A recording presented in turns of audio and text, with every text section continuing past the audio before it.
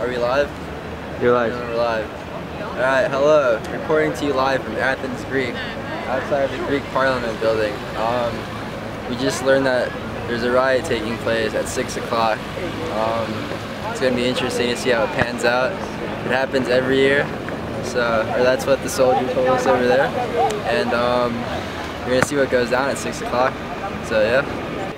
So my trip to Athens was one of the craziest, wildest experiences of my entire life. So if you want to see the full story in my review of Athens in my travel blog, you can see that in my channel, just go look for it. So pretty much what had happened is we were just walking around the downtown, we got to this square, and all of a sudden we started to see all of these police buses. Now these things were huge and they were lined up back to back, creating a barricade.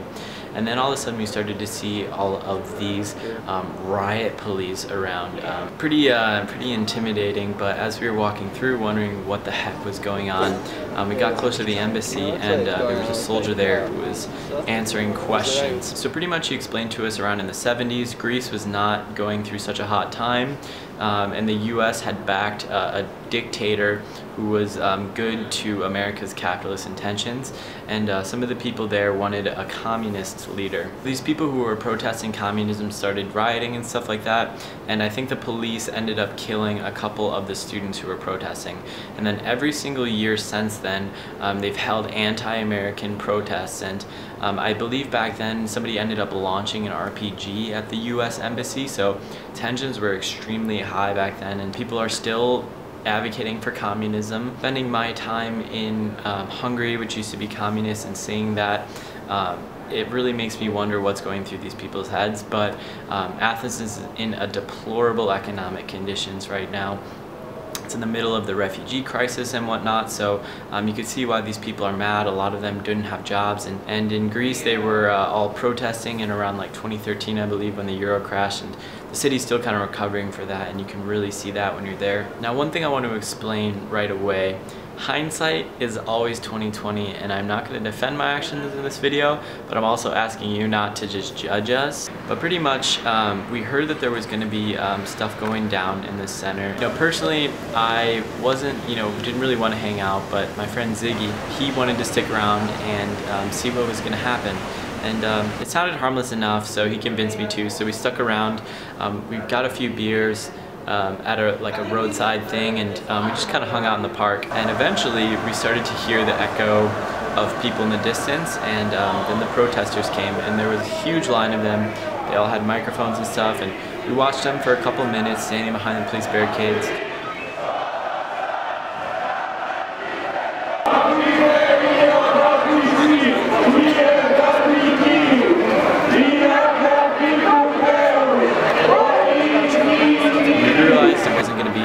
Crazy. We decided to follow them. They were going to the US Embassy. We ended up following them for about maybe a mile and a half until we got to the US Embassy. You good, doggy?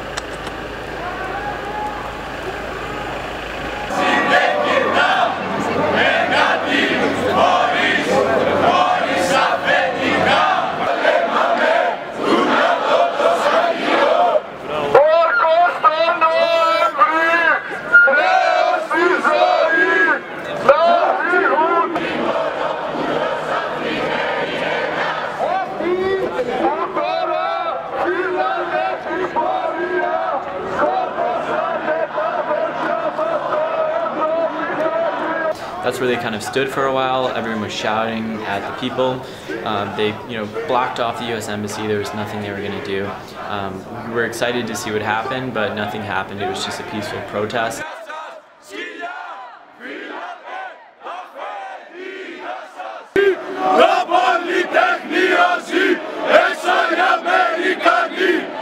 After that, we had decided we saw enough. We got a few more beers at a grocery store. I remember somebody that night was asking me if I was covering it, and I was like, yeah, I'm documenting it for my vlog and whatnot. And he's like, oh, where are you from? I was like, Chicago, and he looked at me like I was crazy because it was an anti-American protest. But we ended up going and climbing up this mountain and hanging out up there. probably for another 2 hours.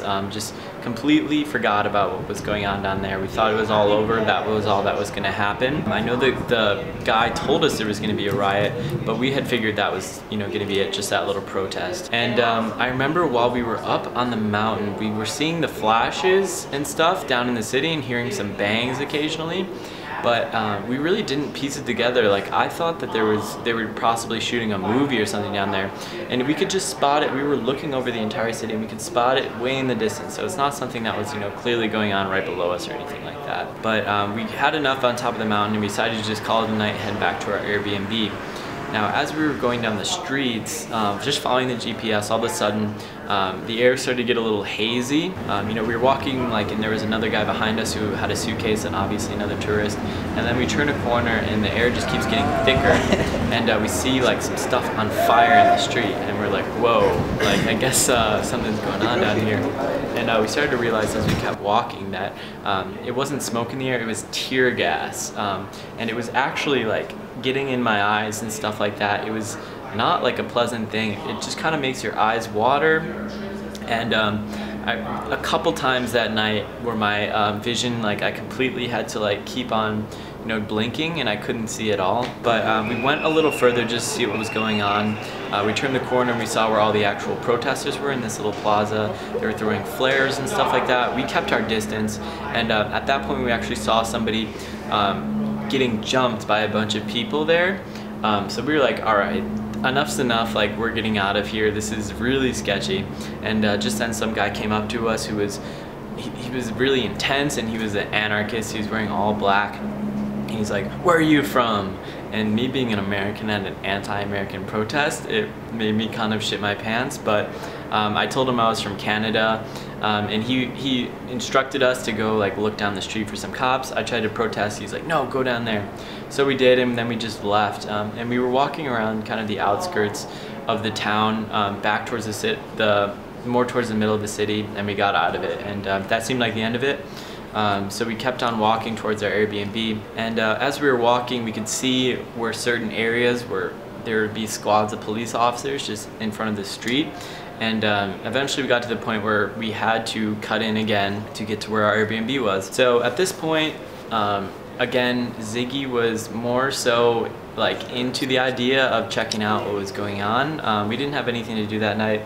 I was reluctant, but again, I figured we could follow him just because I wanted to get more footage and, hopefully get something, to make videos about and kind of report back on. As we were walking, we stumbled upon another area, and again, this was about an hour or so later from when we had, gone into the riot before. We went into this other area, and the streets were completely empty. The police officers just let you walk right past to get in, but there was a few people out, nobody really intense like the big crowds like we saw at the other spot, but a few people. And we kept walking around, and again the air was hazy and stuff, and certain stuff was on fire. People were lighting trash on fire and stuff. Nothing really going on. And then we came across a plaza where there was a bunch of people. We didn't really go near there. We instead went around, and we saw a car that was on fire. Now it seemed like what happened is somebody maybe got in the way of the protesters. They tried to reverse away from them, smashed into the thing. From there, it looked like people spray painted all over the car, and then eventually somebody lit it on fire with a flare or something. But the car was still on fire, the streets were empty, and you could see the police officers way down, maybe 3 or 4 blocks. Definitely not something you see every day, and it was definitely wild, seeing some of the people around who were responsible, the anarchists. We didn't realize it at the time, but the neighborhood we were in, we found out afterwards, was an anarchist neighborhood. We could see some of the graffiti. There was graffiti of people in gas masks, and it seems like all the anarchists were focused in that area, and that area was all about rioting. From what I learned afterwards, rioting in Athens is definitely something that happens a lot. But anyways, we decided to kind of see what was going on in the plaza, so we hung out there for a little bit. And there was a store open that was just selling people beers, so we got a few beers, and I remember at some points we pretended like we didn't speak English because we didn't want to stand out, and Ziggy actually put on a black hood, a black hoodie to blend in with everyone. I didn't have anything, so luckily I didn't. But we were just kind of afraid that somebody would question us and possibly attack us. There's some wild people inside of this square, so we pretty much just tried to stick to ourselves and kind of observe what was happening. People were starting fires, and I even saw some stray dogs running around. It was absolutely crazy. The tear gas again was kind of in the air at all times, and sometimes it would be overwhelming and you'd have to stop and kind of like recover. But a couple blocks down, the like real anarchists were there like dueling with the police, and you could see them. There was a long stretch of street, and then you could see the people like fighting the police over at the other side. And so we were getting ready to leave. We had been there for maybe another half an hour, just like hanging out, and there was a ton of people just doing the same thing, just hanging out and drinking beers and stuff like that. And so Ziggy really wanted to see what was going on down there, just briefly. I was not about it at all. I did not want to get close to the action because we were close to the action before and we saw what happened. We decided to like go one street down. They're about 3 streets away. We went one street down. I remember we kind of like we ran out into the open down the street, and you could see the police officers in the way distance. And I ran the one street and I stopped, and a couple other people ran, and Ziggy ran with him all the way to the end of the block. And I remember standing there like waiting for Ziggy to come back, like and I was just standing there like alone in the middle of the street, and my friend was up maybe 2 more blocks near the action was happening, and I was just like, come on Ziggy, like come back. Like I just did not want to go down that block, but I couldn't leave my friend, and he was up there at that point. I could kind of see him, and he seemed fine, so eventually I hustled up, and that's when I started recording. We were only there for about 2 minutes, and the people at this place were obviously serious. They were all wearing gas masks. They were throwing Molotovs at the police officers and big rocks and stuff like that. So I was ready to get out of there. Ziggy kind of saw what's going on. He was ready to get out of there too. So we decided to head back, and immediately when we did that, all of a sudden the police officers who were there started to rush towards us. I must mention, I didn't mean to record this part. I just happened to flip it on when I started running. Luckily, like I had set my bag down and stuff to film, so I had to run towards them like across the street, grab my bag, and then take off with everyone else who's bolting now. And we're running down this long corridor, and it's just absolute mayhem. Like my heart's beating. There's a row of police officers in riot gear like running towards us yelling, and I'm running and I'm looking behind me because the police officers got pretty close to me when I was grabbing my bag, but I caught up to everybody else. And I was looking behind my shoulder to see how far they were, and I looked forward, and all of a sudden there's a guy who like has a lit Molotov ready to throw him. I bump into him, and all of a sudden I'm on fire. I kid you not, I'm on fire, and you can kind of see this in the video. But luckily somebody saw, and they came and helped me get it off. I think it was on my back and on my front. I got it on my front, they got it off on my back. None of my clothes were even burnt, luckily. Like, it didn't get me at all, but I believe some of my chest hair got burned off on my chest. But crazy. And Ziggy saw this go down too, and like, it was just unbelievable. But we kept on running for another block and a half until we reached the plaza where we were hanging out. And then all hell started to break loose. They were throwing tear gas in the plaza, they were throwing stun grenades. And we were running through, people were screaming. It was absolutely insane, like a war zone. And we're just trying to get out of there at that point. We realized the area of our mistakes, obviously, but we're trying to bolt. I catch eye contact with Ziggy and I see him. And we're like, finally we met up with each other. We're not gonna be separated. And we see like the street to get back more towards the center. And as we're running, all of a sudden I see a police officer in riot gear, and they were all running in from each side, trying to grab people. And he sees me, we make eye contact, I put up my hands and kind of go like this, and you could see him run past me. He kind of like lowers his shoulder almost like he was going to clip me if I got in his way, but he obviously wasn't after me. Ziggy, because he was wearing the black hoodie, they assumed him to be an anarchist, and he tackled, Ziggy kind of stopped and slid because the street was wet, and he jumped on top of him. And I'm standing there, I stopped running, just seeing my friend like 3 police officers swarming on top of him. It was crazy. He started shouting like, I'm an American, and it was a really good thing because the police, they were pretty much grabbing up anyone they could, and we just happened to be in the wrong spot at the wrong time because they wanted to get their arrest numbers up. So it didn't matter who they were grabbing, they grabbed everyone they could, and a lot of the other protesters got beat very badly by the police officers. The police officers were kind of taking out all their anger on the protesters, and because Ziggy was saying he was an American, they were confused, and luckily they didn't beat him. But I saw them take him away, and I stood in there. I had no idea what to do whatsoever. So I, eventually backed up, and now that the anarchists were gone, like, I was able to make my way back to the Airbnb. But they took Ziggy, and I had nowhere to get in contact with him, no idea what was going on. I think in total they had about 17 other people they arrested. A lot of them were also from different countries, so it wasn't too surprising. It seemed like a lot of anarchists would travel there just to mess with stuff down there. What really was bad was when we were in the protests and stuff, Ziggy, as a souvenir, he ended up getting one of the communist flags and he put it in his backpack. So when they were going through his stuff, a series of unfortunate events, the souvenir of the flag pretty much convinced them that he actually was like an anarchist and that he was participating in the protest. So they ended up arresting him. They kept him in a jail overnight. It was scary for me. I can only imagine how scary it was for Ziggy. Again, a lot of the protesters got beaten. Ziggy said that one of them was smashed in the back of the head, and he obviously had a severe concussion, and he painted the cell wall behind him red with blood. The police officers just did not care about the people that they beat. It took them a couple hours to finally, they handed the guy a bandage to bandage himself. And Ziggy said like the next day the guy was clearly out of it, had a severe concussion, but that didn't stop them from the next day putting them on trial. Now they said that Ziggy had thrown bottles and stuff at police officers, so obviously it was a serious charge, something that he definitely did not do. And he went and he was in this trial that was happening completely in Greek. Everyone else had lawyers, and meanwhile the next day I'm calling the embassy and they said, don't worry, we got it handled, like, we're gonna help you guys. And it was like that moment of like, thank God. But as the day came, the embassy, it turns out they don't do anything, and they didn't even tell us that they don't do anything. They said they would provide him with a list of English-speaking lawyers, and they didn't. They literally didn't do anything for you.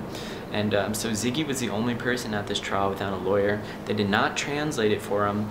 I think in Greece, like, everyone has the right to an attorney, kind of like America, but because he wasn't a Greek citizen, he also did not have the right for a Greek attorney. So he was just in this trial, he could not understand. They were just speaking about him and stuff like that, and he was just standing there, no idea what was going on. They didn't give him food at all in this entire period while he was on, from when he got arrested until he was on trial. They didn't give him water or anything. And so eventually what had happened was the police officers who were in the riot didn't show up to testify against the people, so they were postponing the trial. And they were really questioning whether or not to let Ziggy go because they knew he was just a tourist at that point and he had no permanent address. Luckily, he was able to go on his phone and find the Airbnb address and say that, but they had a lengthy discussion about what they should do with him because they were afraid he would flee the country. And so they thought about locking him up until, the entire weekend, until the following Monday when they were going to pick up the trial again. But luckily, they let him go. And so Ziggy got out, he met back up with me, and he talked about it, and it was just insane. But he was finally out, and he had to go back on Monday, for the trial, except we were supposed to leave Sunday. So he ended up just, taking the flight and getting out of the country, and it was really scary at that point because they had told him that they were going to put warrants out for his arrest. So we weren't sure when he was going to fly, if he would be stopped.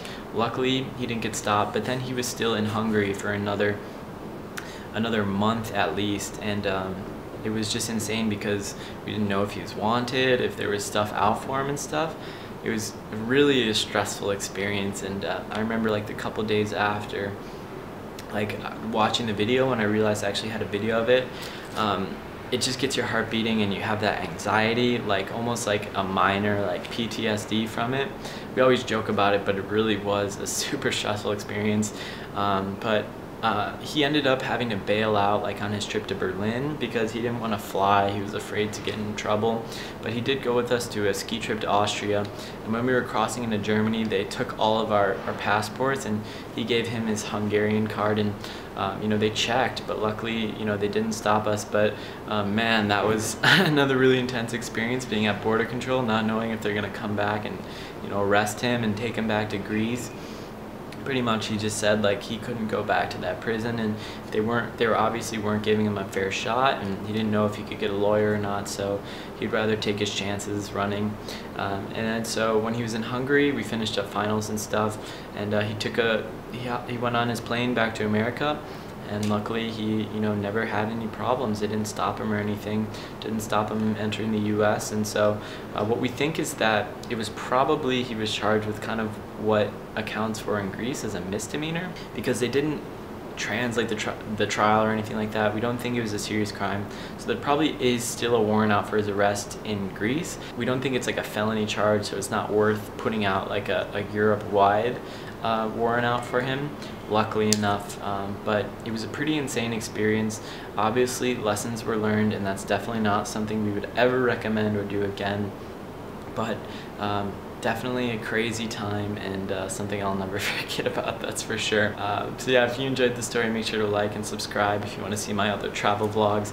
I still have a couple more to get through. And yeah, thanks a lot for watching. Again, just remember, people make mistakes and some decisions are stupid, but yeah, we got through it unscathed, luckily. And it's something we can laugh about now, but it really was an intense experience. So when they tell you when you're traveling to stay away from protests and stuff, I know a lot of the people in our programs, you know, when they were in Barcelona and whatnot, they were in the protests, but they actually do mean stay out of it, because they will nab you, even if you don't have anything to do with the process itself. It's just a stupid thing to do, so learn from our mistakes. Anyways guys, I'll see you next time, and thanks for watching.